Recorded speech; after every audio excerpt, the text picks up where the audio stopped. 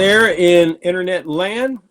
This is Comic Crusaders coming at you once again, and I have a very special guest today, Mr. Thomas Sainsbury, who is the writer, director, and star of a wonderful new horror film from New Zealand called Loop Track, which I can recommend very highly. But before we get started, let's go ahead and take a look at that trailer.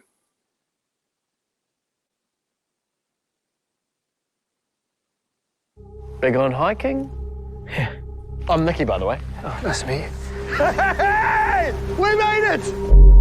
This is Monica. This is Austin. They're from Australia. It's so quiet here. Ian, are you all right? Do you ever feel like you've been watched by the government? Or something in the trees? What are you looking for?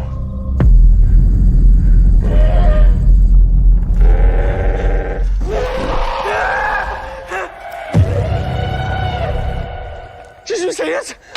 See what? The thing that was chasing me. Things can seem like way bigger than they actually are. Hey, watch out! Sometimes they're not even there, maybe.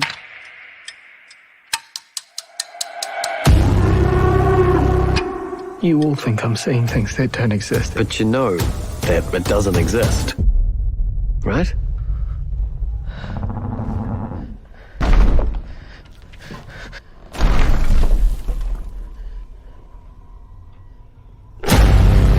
Well, I know you think I'm crazy. He killed these girls. The big creature? Yes! You said it wasn't real. You all right?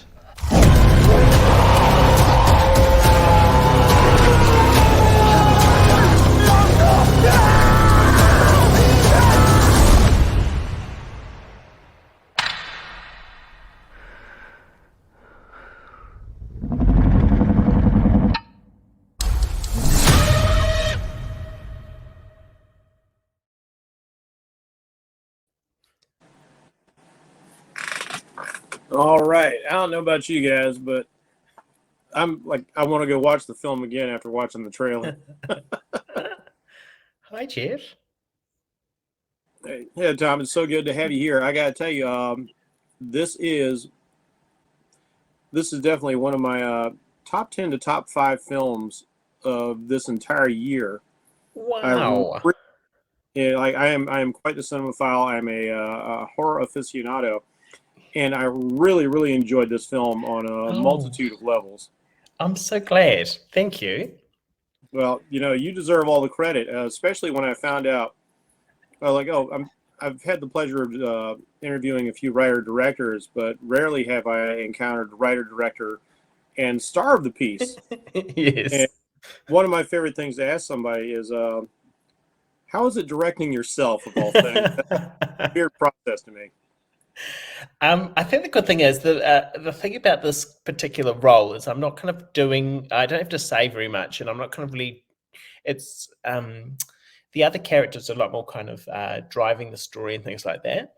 And so I kind of focus more on them, and then I just kind of, the cutaways of me just kind of reacting were kind of fine.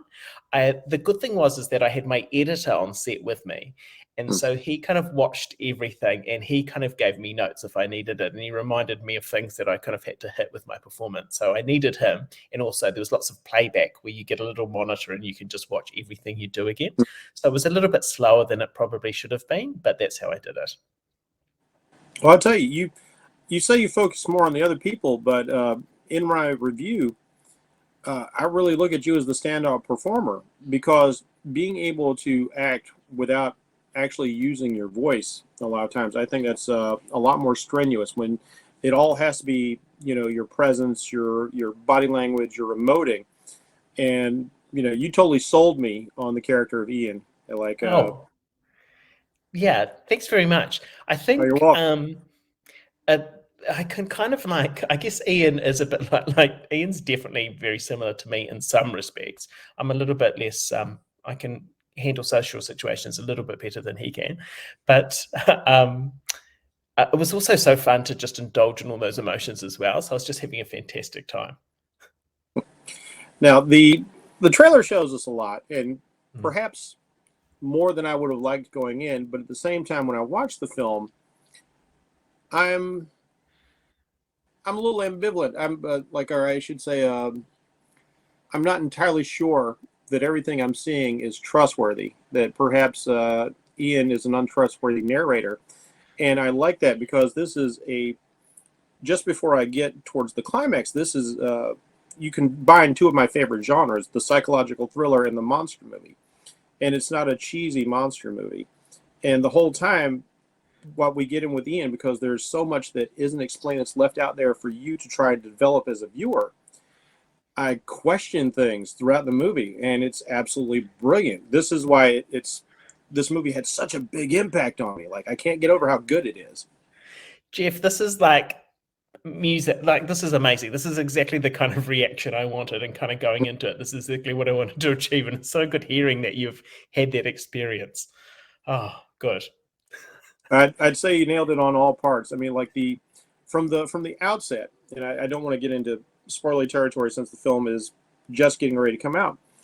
But from the outset, we are already left with a sort of sense of unease about Ian. And you frame these shots, and the cinematography is gorgeous. I don't know who your cinematographer was, but the shots are outstanding. We know New Zealand's a beautiful country, of course, but the way you frame things or have things framed is so good. And Ian is not the kind of guy who looks intimidating, and yet I continue to have this growing sense of unease the more I watch. Mm-hmm. Yeah, there was definitely the intention, like, and like putting on the unease. Like, I watched this great video essay before I even kind of began working on it, just about the kind of psychological horror kind of genre, and it really recommended putting your characters in a really bad place from the get-go and then taking them to an even worse place. And so there was definitely, I wanted that straight away. And I also wanted it's kind of ambiguous about what his kind of backstory is. Mm-hmm. I wanted that to be kind of, I don't want it to be important. I just wanted it to, the specifics to be important about it. I just wanted the audience to know that this guy's kind of, running away or struggling with something. And, so that's how that kind of began. And I also kind of wanted it to be kind of disorientating, kind of like it all happens on this kind of trail. So we're never outside of it. So we arrive with him driving to it, and then whatever happens at the end happens at the end, but it's all around the trail. Yeah, it's one of these stories where I feel like I'm coming into the middle of something, and yet it's also not unsatisfying. Like when you come to, like, say, Memento, when you're coming into the story partway through, and it works. Yes. Oh, good. Oh, yeah, I'm glad about that. And it's Oh, please continue. Yeah, and obviously, like I was really inspired by, there's a movie called It Comes at Night. Do you know that film? Oh, yes. Yes. And before we were kind of, we'd written it and stuff, we were heading towards making it. There were just some shots in that movie that inspired me so much. They're just long shots of just looking at trees without really anything going on. I'm like, I love this. I heard someone kind of describing it. It's the horror of you looking around a frame. Yeah, the audience is, For those who haven't seen the film, It Comes at Night is rife with paranoia, and I can see how that inspired you with this project. Yeah, absolutely. And yeah, that was a huge influence. And then also kind of like, Alien's my favorite, and The Thing too. And I just like normal everyday people kind of struggling with something monstrous. And it's the way you set things up, there's this theme of flight throughout the film. Like, Ian is clearly fleeing something, and he constantly tries to flee. He's trying to flee whatever's in his past, and you wonder, has he got a body buried somewhere that we don't know about? Your mind starts going to all these places, and then he starts to try and flee his companions. He tries to flee the situation. But as we get into the film, I like that we discover depths to Ian as he finally starts to, by kind of forcefully, come out, because he can't get away from these people he's on the hiking trail with. I discuss how, like, the setup is perfect, because it's the end of this season, He's not expecting anybody. He's taking the most rugged trail possible. Surely nobody's going to do that. And just by sheer dumb luck, he runs into the most aggressive hiker ever. Chatty. Yes.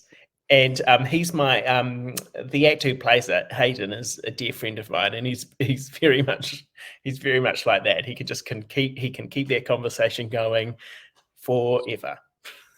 I love the character of Nicky so much because he won't shut up. I'm very much like that.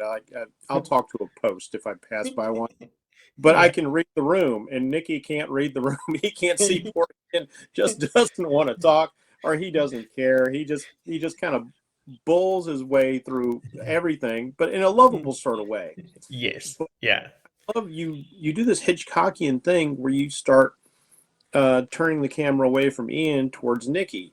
And then, of course, we have the mysterious thing that we can never see in the forest. And like, is it all in Ian's head? Is it tricks of the light?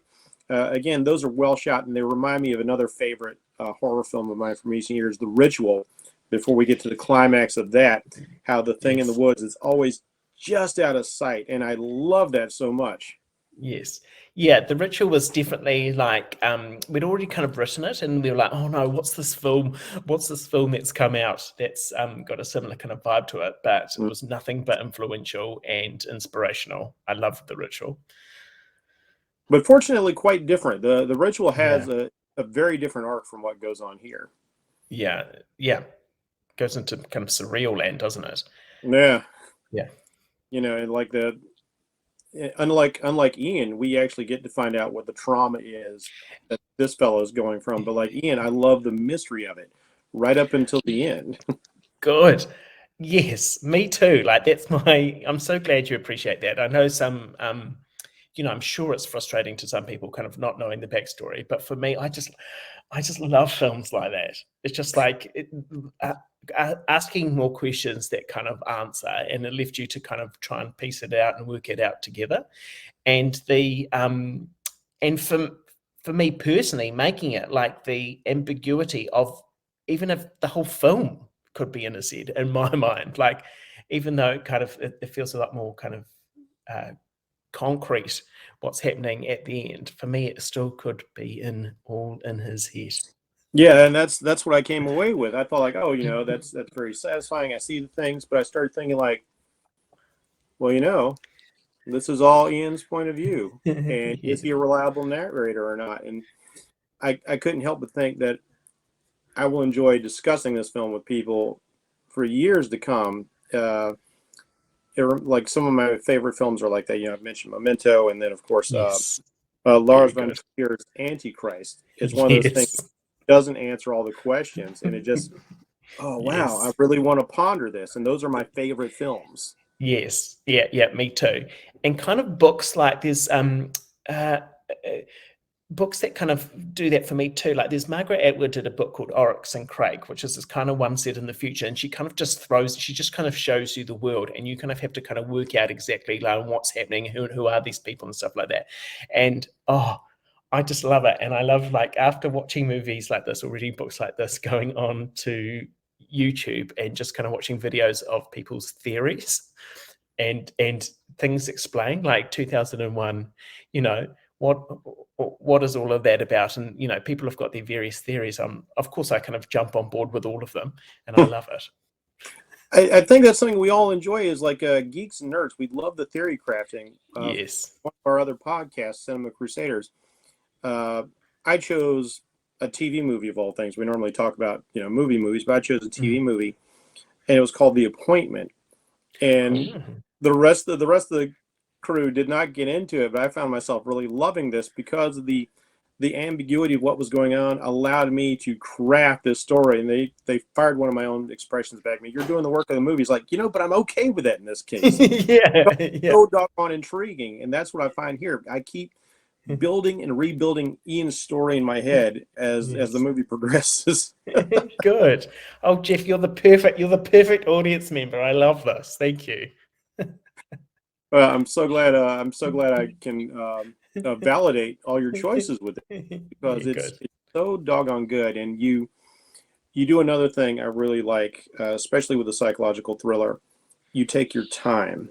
We have a particular director over here named T. West, who is known for his slow burns, and I never lost my attention. I never felt bored. I was engrossed the whole time, and like I said, there's that feeling of unease and building dread as I'm waiting for the shoe to drop.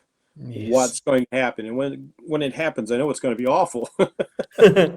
Yeah, because T West is his XXX Pearl were filmed here, I think, in New Zealand, if I'm right. There's a few kind of New Zealand smaller in the smaller parts. There are some Kiwis playing it, but I didn't watch. It's X. It's just called X, isn't it? X, the first one. Yeah, I watched that recently, and I agree. And it's that graph of like this, and then ramp up at the very end. Yeah, I'm a huge fan of those ones too. Yeah, like House of the Devil or the Innkeepers. Yes. Especially, it just like keeps you teetering on the edge. Yes. And I like I was so like into Ian's character, because like he's like, what is he running from? Like he can't even sleep. So I'm thinking like some sort of awful trauma. And then he gives us an explanation, but it's not really an explanation.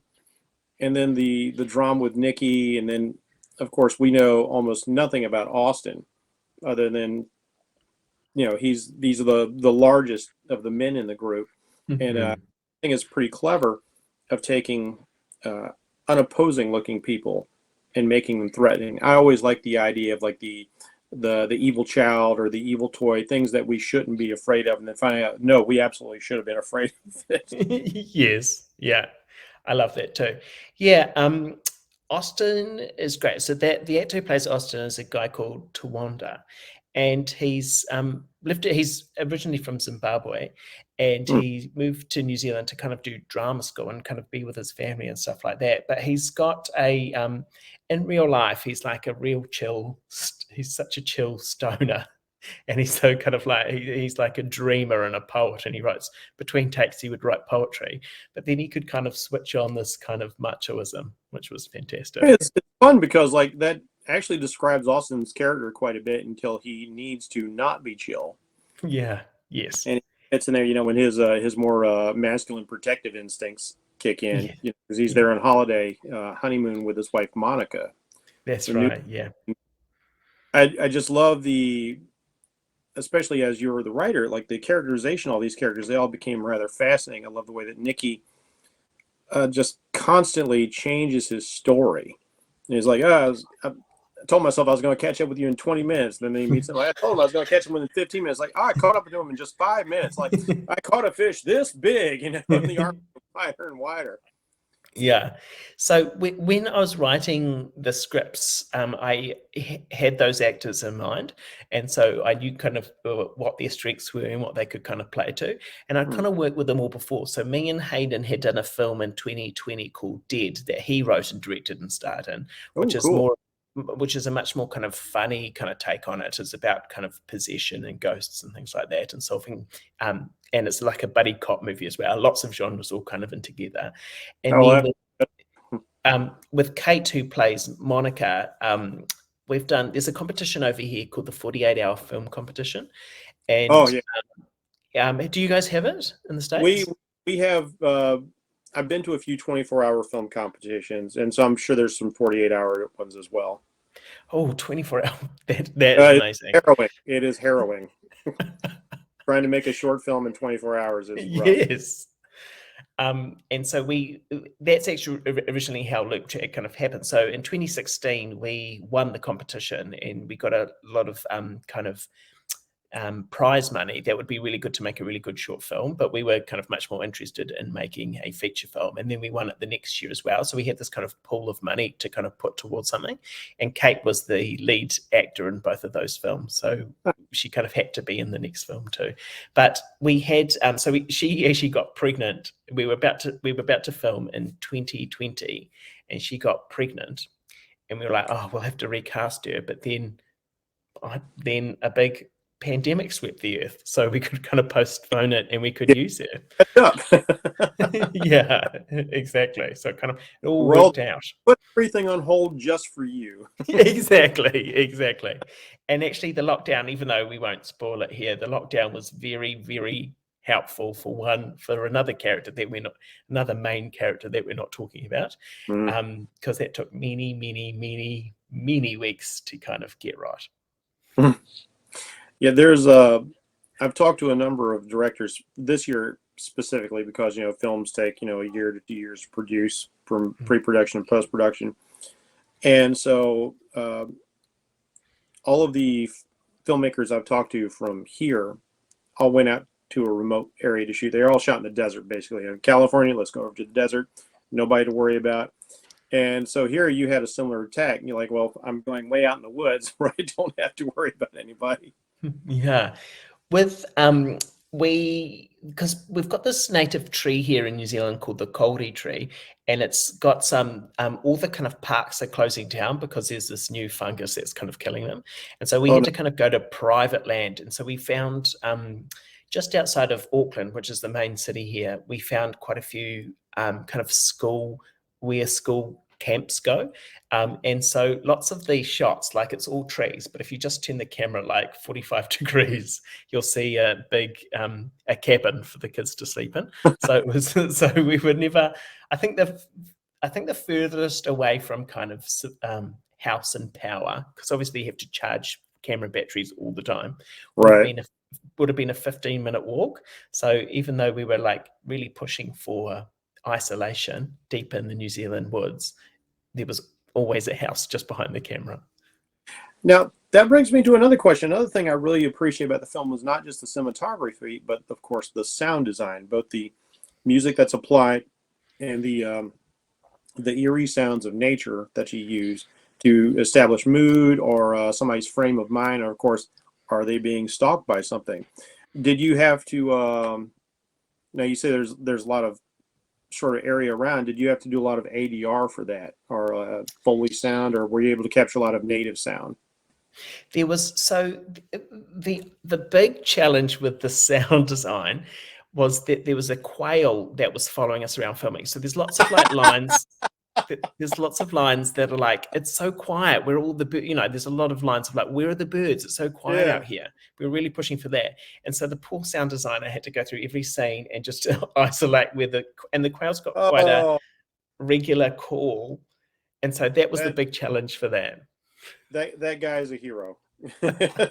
Oh, yes, that guy is an absolute hero. Oh. And then also the other challenge he had was we had to have for a couple of the scenes at nighttime, we had to have generators of like the lights that are further away, kind of making moonlight and all that kind of stuff. And so there was he had to deal with the hum. He had to kind of work out the hum of the generators as well. So he earned his money.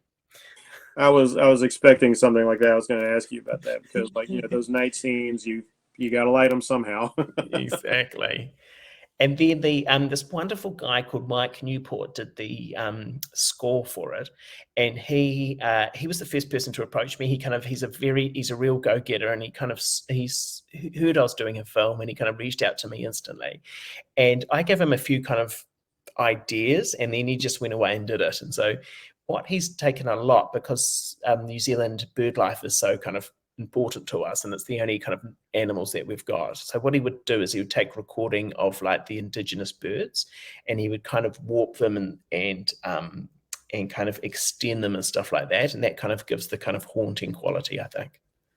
Yeah, his work was wonderfully subtle, and again, it's another one of those things that starts getting the hairs raising on the back of your neck during certain scenes, or like I keep using the word, but like that's the word that keeps coming up when I'm watching a film, like this unease. I'm sitting on the edge of my seat, that rising tension, and I'm coiled like a spring, just waiting for it to release. Yeah, and it's funny that you use the word unease, because New Zealand's got this reputation. I mean, we've got lots of comedians now, and like Taika and stuff like that have kind of brought this kind of comedic side to our kind of reputation. But before that, like the 70s, 80s, and 90s, we had this movement called this. Oh yes, well, Peter Jackson, of course, he made his very out loud splatters, but we had certain films like Jane Campion and things like that of just it was called the cinema of unease, and it was just kind of like we kind of delved into the kind of slightly creepy, uneasy films. So we've got a whole backlog of those. Back See, catalog. I've got into more of those because when it comes to New Zealand, the stuff that's come over here has been a bit more splashy and gaudy, probably because of Peter Jackson. Things like Black Sheep, you know, that are horror comedies. They get really outrageous. But I did notice when I was looking at things for the writing of my reviews, like, okay, you do have some films that are of a more serious tone in that that psychological horror vein. So I definitely want to get into some of that. Yes, yeah, 100%. But there's also there's a great one. Have you seen Housebound, the New Zealand film Housebound? No, I haven't. Highly recommend. So he just the director just went and did Megan, the one that came out, was it this year? Oh, Megan? yes. But his first film was called Housebound, and it's more in the Peter Jackson vein of the funny splatter, but it's a fantastic film. I'll definitely have to look that up because I don't just look at films from my country. I love foreign films. I grew up on, you know, the Chambara, the Japanese samurai films, the wuxia, but also there's been a wonderful explosion from the 90s forward of horror coming to us from Korea, Japan. The most surprising was French with things like High Tension, and then of course Scandinavian films like Rare Exports and some others. So. And I just reviewed one from Slovakia that was called Night Sirens, which is a really good film if you want to see in a modern age what cultural backwardism in small villages. Oh, I love it. Yeah, What's it called? Night Sirens. I don't know what their name is in their own language, but anglicized, it's Night Sirens. And what was the other one that you said, the other Scandinavian one? The Oh, Rare Exports. Rare Exports, yeah. It started out as a bit of comedy bits about people who ship out Father Christmases to the world. That all the you see in malls are actually just kind of captured sort of elvish people. Yes. And expanded the idea into a whole movie. So I love seeing directors who've taken these small films that they made, these short films, and have turned it into an actual feature. Yes, yeah. Now, when it comes to your sound guy, I've got to commend him again, because when we finally get to the creature part of the film, these creatures came across as so real to me. Now, I'm a long time practical FX guy. I love this stuff. I love CGI for what it can do. But if you can give me something that's there in the frame for real, that's where I go to. And these things are so realistic. They were actually quite terrifying. And I'm used to seeing all kinds of rubber-suited monsters and puppets and rod control and all this. And part of that is the sound. The sound sounds so genuine. Like the sound design, it's the equivalent of like what they did with the Raptors and the T-Rex. Yes. Like, tell me a little bit more about that if you can. Yeah, absolutely. So we just to look at the creature, I'll just say that it's like I'd say 95% practical, but we had so it's got kind of eye movements and twitches and things like that were all done kind of CGI, and I think it's the the hours he must have spent on those eyes that you can see in the trailer. But the sound is I did think that was an animatronic. I mean, it looks like. Oh, good. And then the sound design. Okay, so that was probably the thing that we had most kind of discussion with. And me and the editor had a real strong idea of what we wanted. And so we kind of threw, there's a couple of bird songs in there and stuff, but we also kind of were looking at, there's one bird I've forgotten what it's called. It's got big red sacks that it fills up and bones. And then also there's this video that we found kind of disturbing of a sea leopard that was up on like a kind of near a beach near people, kind of scaring people off with this big booming sound. And we thought we'll throw that in as well. So we took natural. Yeah, it's a combination of real animals all kind of thrown in together. See, I love stuff like that because I love digging into the process of making films. I love all the behind the scenes stuff. When I was watching the Star Wars, how they put that together, and Chewbacca's noise was like like part anthropoid. It was his part walrus grunt, like all these sounds. Wow. I love Like that. And I also love his sound. Yeah. if you listen to like the T-Rex, there's some baby elephant in there in the roar. There's Wow.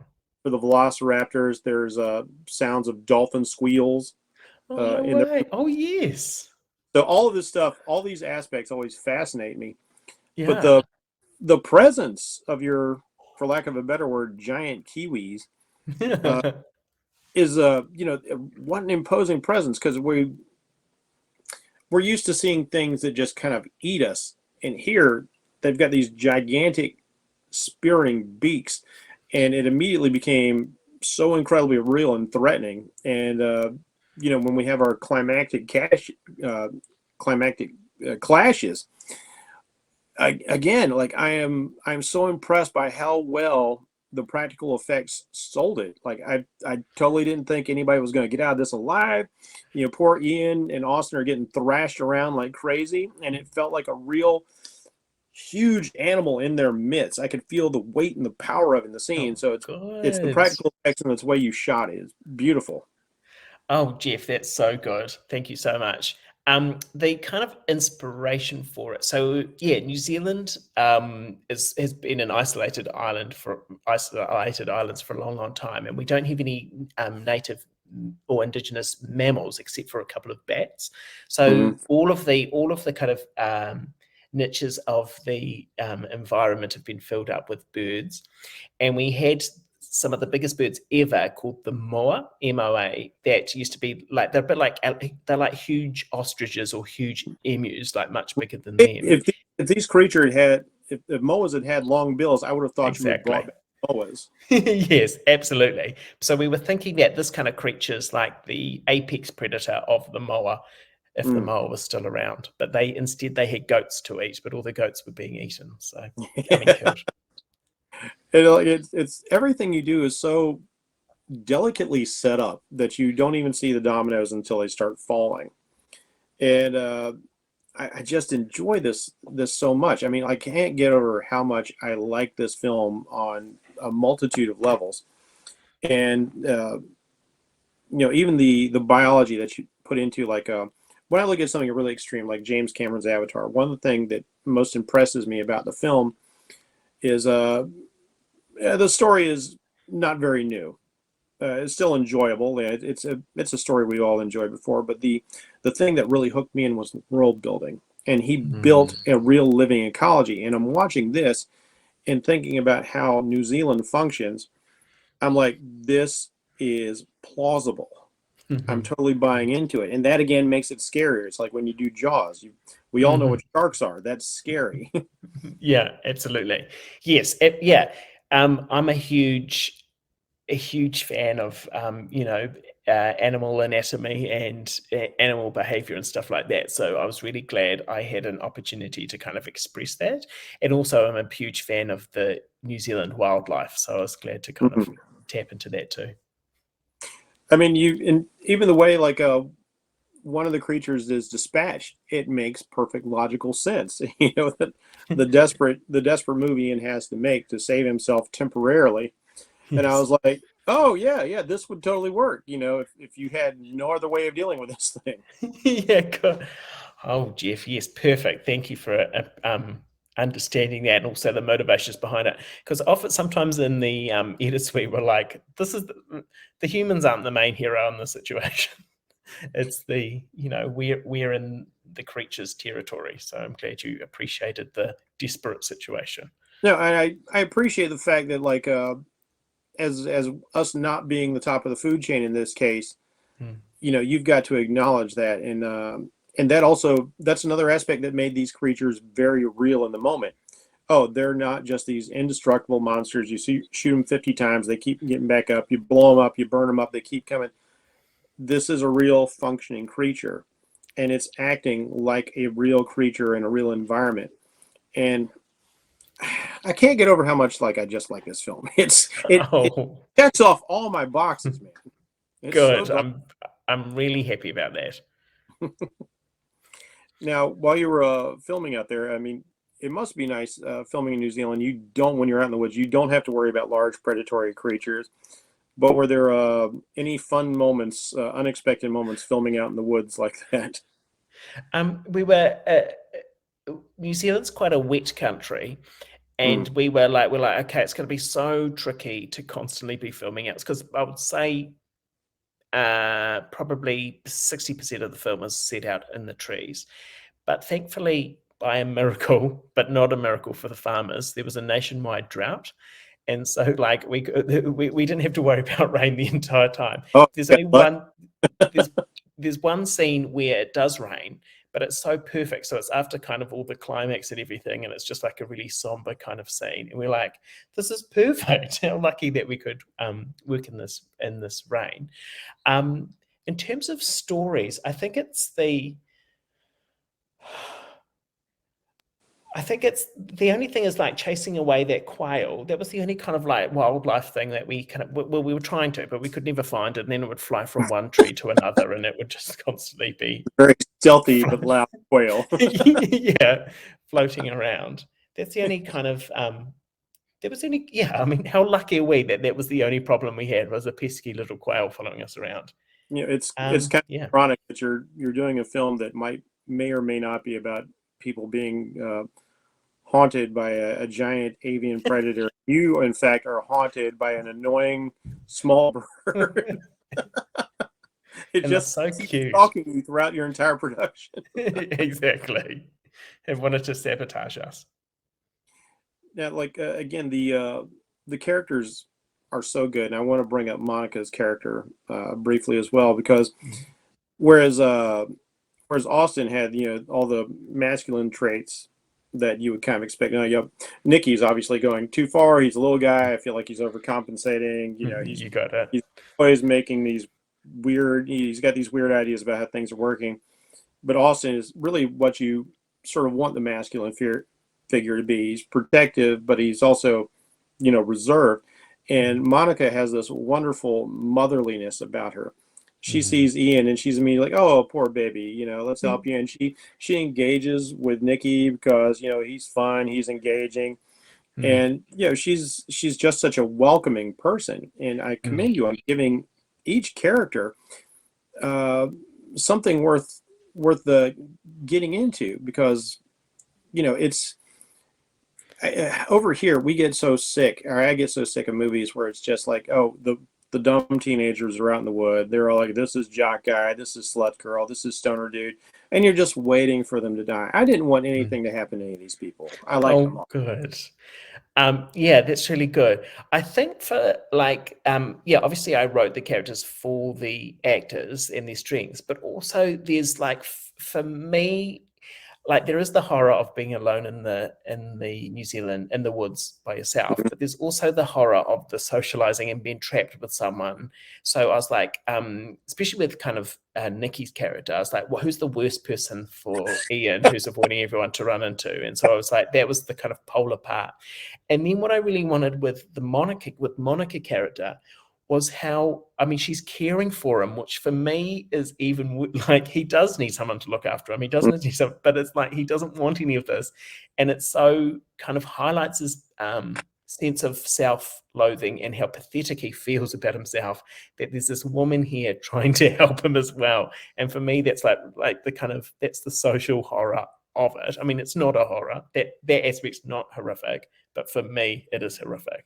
And so that's where that, I was trying to kind of position them around the Ian character to kind of bring out the to have the most antagonistic energy, even though they're positive towards them. I love it because you do this very delicate balancing act between. I can see where each character be like, oh geez, like this poor guy, he's stuck with these folks, and at the same time, they're all just trying to be as friendly to him as they can. Yes. And then every now and again you flip it, is like, well, is there something sinister about each party in turn or not? And it's just wonderfully well crafted. Again, I'll use the term Hitchcockian because that's what I felt. Just like, I'm not always sure who I should or should not be rooting for, and I like that. I like that 10 Little Indians kind of vibe. I'm a little on edge the whole time. Yeah, good. You know what, Jeff? You know how many times I wanted to beat this guy up though in the movie? I was like, come on, shut up. There's nothing over there. What are you talking about? Come on. I love this movie. It was so much fun. I'm sorry, kids. I just want to chime in real quick. It's definitely a hell of a fun movie. And I was telling Brady before, like I was watching this movie, like I wanted to beat this guy up so bad initially. Like, what is wrong with him? Is he nuts? Stop it. He's so annoying. But then once I saw what I saw, I am so sorry, homie. Like, because like you may or may not be let off the hook with him, but at the same time you're like, and that's crazy because you had me on this emotional roller coaster. I was never quite sure where to go with the characters. Like, oh, you know, like, should I be worried about him? Should I really like him? Should I be annoyed by him? And you so skillfully do that because, like, just when you think Nicky's a total prat, you're like, oh man, he's a really good friend if you give him a chance. Yeah. But he also might be a murderer. I don't know. Yeah. Yeah, 100%. That's what I want. The uber psycho. I'll tell you that much. That's why I love this movie, because when Bracey said, "Oh my God, Al, this is," and I trust Bracey. I said, "Oh, give me a minute. I'm almost done with work." I was mesmerized. Listen, movies put me to sleep nowadays if it ain't good. Tom, your joint had me on the edge of my seat the whole time. I mean, wow, thank you, horror gods, for bringing us Tom. All right? There's two endorsements right there. I mean, because you know, Al trusts me and all, but like we're very different people. We come from, you know, I'm from the deep south. He's from way up north. He's Puerto Rican. I'm just your standard Southern white guy, and we've got wildly different tastes in a lot of things, but we both agree we love this movie so much. I mean, and listen, for real, I really enjoyed it. I haven't seen something this fun in a long time. It's something that actually, again, what a wonderful flip from what I thought was going on. So that's what, Tom, again, man, I don't know where you were coming from with all these ideas, what dreams you had, what type of childhood you had. Man, it was rough. I'm sorry. Boy, this story you came up with here is absolutely wild. A great job, again, not just as a director, but as an actor, because like I said, I absolutely wanted to snuff the crap out of you throughout the whole movie. I'm like, what is wrong with this guy? But get it together. You know, yeah, and then you know what? He was the man. It is what it was, you know, and yo, great effort job. I cannot endorse this movie enough. I agree with Jeff. Definitely one of my favorite horror movies of 2023, hands down. You know, I'll put it right up there. I got a lot of the same vibes, even though they're wildly different stories. But I have a similar appreciation to this that I did with Hereditary from a couple. I thought that word was going to come out of your mouth. Yes, great. Yeah, unintentional, but I love Hereditary. Isn't it fantastic? You know, it's like, I know some artists like, oh, I hate being compared to other people's work, but like for people who haven't seen this film, I want them to understand the impact, because Hereditary was such a knockout punch of a film after, you know, several years of just very bland, generic, nowhere kind of horror movies. Like, oh, this is a real thinking man's piece, and I get that again here, and with all the, especially with all the what ifs and everything, and it's you know. Oh, yeah, so that video essay I watched on, you know, the psychological horror and taking characters and putting them in a bad place, that was definitely a lot about Hereditary. And just for the record, I wanted to slap Ian around the face as well, guys. I mean, when he get it together, man. Hey, you know, come on. He's so afraid of misstepping, you know, when he tries to sneak away. I was just dying. Everything about him. He's like when you see a deer that knows you're hunting, you know, does that whole yes. You know, that was the early stages of Ian, and it was like it just set such a tone for him. So watching his arc go from there to where he ends up going is all the more just gratifying, even if this is all in his head. you know, I kind of feel good for Ian towards the end. You know, I have certain expectations for Ian. As long as this isn't all in his head and he's absolutely batshit crazy.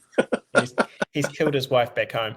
There was a whole scene that we had to cut out for time where he does kind of escape, but he gets caught in the vines. And Nikki, and then he gets trapped and he can't do anything.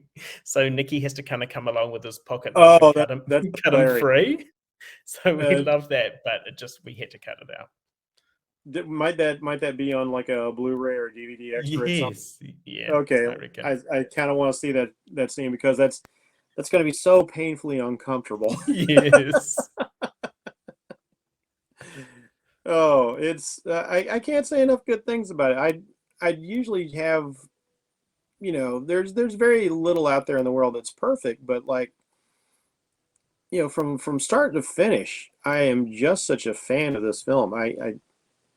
I wish I could be a little bit more objective, but my objectiveness is the fact that I really enjoyed this film to this extent. This is a future legend coming out of New Zealand. Listen, a lot of legends came out of there. So I think Tom is on his way. When people really catch on to what this is, I think they're really going to appreciate it. Oh, it's definitely you and the cast are definitely on my must-watch list. Like whenever I find out one of you is on a project, like I have to like, oh well, let's see what they're up to because I'm so pleased with what's come before. Now I'm worried that Tom's going to be out there somewhere like, oh man, I've got to make Jeff happy. Like, pressure. I'm not even worried about the studio or the rest of the world. Like I got to make Jeff happy. Like, what if I disappoint Jeff now? You put the pressure on. I'm going to have to run away to the New Zealand woods and hide. Don't you ever disappoint Mr. Happy. If you make Mr. Happy sad, Mr. Happy won't be happy. You're so ready to run away that you go and like into the wilderness completely unprepared. That's another aspect I love about Ian. Like he clearly, I talk about my review. He's got the worst backpack possible. Yes. You know, nothing he's wearing is good for He chooses to be uncomfortable. I mean, look at him here. Look at this amazing film poster. Look at this. Oh, hey, loop track. And again, with a name like that, you really have no idea what the hell you're expecting. This is like, I thought it was on some other joint. And then again, Tom, I mean, everything you've done here was like wonderfully done. Like a total like, huh? Oh shit! Wow. Because over there, like you guys call it a trail, but over here we call so what you guys call trails, we call tracks. So we call tracks both trails and also track on an album or something like that. So we were just kind of going with the loop track of things playing over and over and over again. But here, we also call trails tracks as well. Right, because this trail circles back to its origin point. That's right. Yeah. Right. Oh man, like I had something else I was gonna say, but like I kind of shoved it out of my brain talking about other stuff. Oh, I hate that because I really wanted to ask you that question. I can't remember what it was. I need to loop track back to my original thought. Is that Bracey is still so scared of what he saw in the film that is just his thoughts just erasing, and he would have been racing in that scenario himself. Yeah. It's funny because I've watched a lot of videos recently about the sounds that they think dinosaurs might have made, you know, particularly T-Rex. A lot of videos on the voraciousness of birds like seagulls and pelicans. And so now here I am watching this film that's got this gigantic bird, and I know what completely ruthless predators they are. It's so funny you say, Jeff, I think we must be on the same algorithms, Jeff, because those are the exact same videos that just keep coming. I mean, I'm horrified, like the pelican eating things and the seagull eating things. I'm horrified by it, and I don't want to watch it, but I still find myself clicking on it for eating, like lifting its beak back and then swallowing like a whole furry kind of baby rabbit or something like that. I'm just horrified by it. But like watching a seagull swallow a squirrel of all things. I was like, yes. I didn't realize do that. Yes. And, I seen them swallows and shoes things that I agree with you guys. These birds are absolutely terrifying because I think Hitchcock should have made the birds with them. I think it would have been scarier. They would have been eating babies. Yeah. You know, and like it's funny because we're both watching these videos, and the sounds that they're thinking like T-Rex didn't roar like in the Jurassic Park. They've got these kind of pulsing noises, and I'm hearing that in your film. I'm like, man, somebody is digging into my brain, and like all the stuff that's kind of like disturbed me. It's like all in this film right now. And as somebody who camped with the Boy Scouts and was in the military, there's another thing about this film that's you've got to be in the woods to understand, to appreciate. And I don't know what your experience is the woods did, or if you talk to some people, but I really felt that genuine experience, especially when Ian and Nikki get turned around. And people don't understand what it's like to be lost in the woods. I've been lost in the woods overnight, and it's terrifying. Wait. Bracey has been lost in the woods. Don't tell me that anything happened to you that could be spoken of on air. I got ripped to pieces by thorns. So by the time I got out of the woods, you know, I looked like Jigsaw, you know, from on my legs and torso. Please don't give away your secret identity on air. Too late. Yeah. And like when they're lost, you think like, oh, the woods, you know, it's pretty up as trees. If I just look a little bit further away, but because of the movie magic, the skill in not showing that there's civilization right over here, your woods just look impenetrable and deep. And once you start, you know, a few trees in, it all just kind of blends in. Tom, why am I thinking that Bracey got abused like the girl from the first Evil Dead movie with the thorny vines in the woods? Poor Bracey, you okay, bro? I can neither confirm nor You best not. You don't want them coming to your house tonight. We also have this thing in, like, when you go kind of camping in New Zealand, we do have quite a few introduced pests. So we've got the Australian possum, which is similar to your possum, but doesn't have the tail and that kind of stuff. But they have a very kind of it's like a grating sound, and you can kind of hear them coming closer and closer. And they're completely harmless, and they're a little bit dopey and stuff like that. But their sound as they come closer and closer to your tent is horrifying. You know what? But Bracey, you know, we've had him on for a while. We're almost approaching an hour, so I don't want to take too much more of Tom's time. So Tom, yes, I need to know here. Tell us, you know, this movie. Dark Skies. Let me show this baby off on the first. Hey, right? Say that again. Your audio cut out for a second. All right, folks. This movie is dropping December 1st from Dark Sky Films here for us. You need to check out this fire movie. Now, Tom, what do you want folks to take out of this film? What do you expect folks to feel? I mean, what do you expect to see? What do you want, man? Because again, Jeff and I both sort of love that you put behind this and the awesomeness. We love it, but what do you expect others to see?